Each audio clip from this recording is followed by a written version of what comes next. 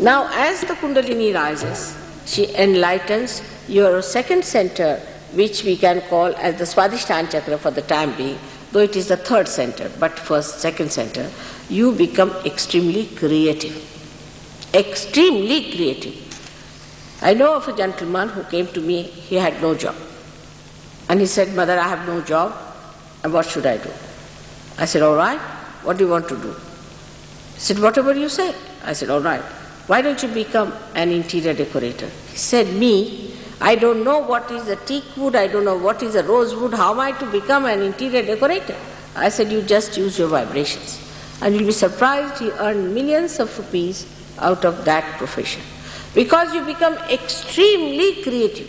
Your sense of creation becomes so subtle and so beautiful that you start understanding art at such a high level that people don't know how, when you are not educated in art, how you can do it.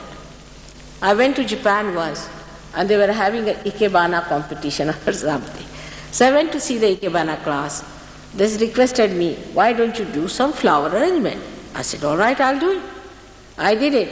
And I got the highest marks without knowing a word about ikebana. Just surprising. I got the highest mark.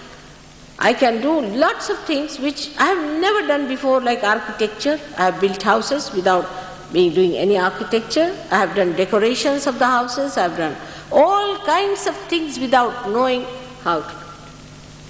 Because you become so creative. So the creativity, that also is a blessing of your power, of the goddess of learning.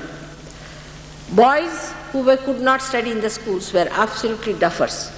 Some people brought, there is a boy, recently I received a letter from him. When he came to me, his father said that he is going to be taken out of school because he is good for nothing, he cannot remember anything, he is absolutely finished. I said, "All right, doesn't matter, let him take to surgery." He got his realization. Not only that he passed with first class, but he got a scholarship. Then he passed another exam, he got a scholarship. Now he's got a very big job. At a very young age, he wrote to me, "Mother, no one can believe that a duffer like me has been so much highly placed." All the boys who got scholarships in Maharashtra, in schools, in colleges and university, are Sahajogis. It is such a tremendous force that starts working in. If you try to give vibrations, say, to fruits or to trees or to, say, wheat and such things which are very important for life, any food, you'll be amazed that the food also grows so much more and the taste is so good and it lasts you so longer. Like one gentleman tried, a university professor in agricultural college, on some wheat, some vibrations. And he was amazed that when they collected this wheat was at least 6 times more than normal. And when this wheat was stored in a big hall like this, there were so many other things.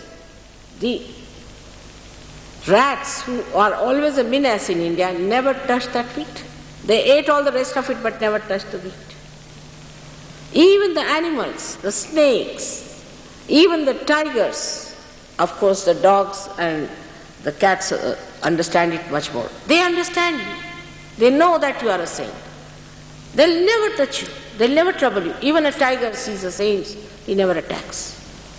You can handle a tiger very easily. This is the power of a saint.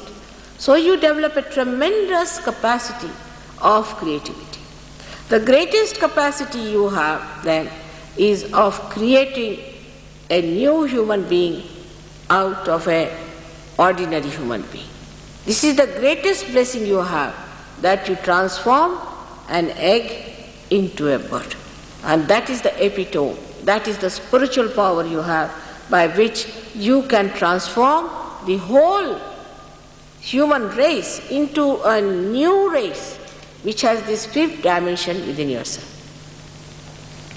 You can start talking on science. Now we have a scientist here and he's done his science, he's a doctor of science and this and that in chemistry.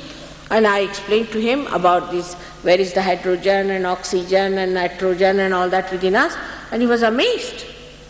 He said, Mother, how do you know all these things? I said, I don't know how I know, but I know. That's what it is. You just have a look at these. And he was amazed how I was telling him about spiral movement and linear movement of peptones. He said that for this I had to study so much. I said, for Sahaja Yoga you don't have to study. A little bit you know and immediately you click the point. Now, this is the second thing that you know in your learnings, in your education, you are all right. But the mastery of the center comes. The mastery of the center comes when you know the pure knowledge of handling the Kundalini, the pure knowledge of spirit, the pure knowledge of the blessings of God, of Rutambhara Pragya. If you know that, that is the highest that you achieve gradually as you grow.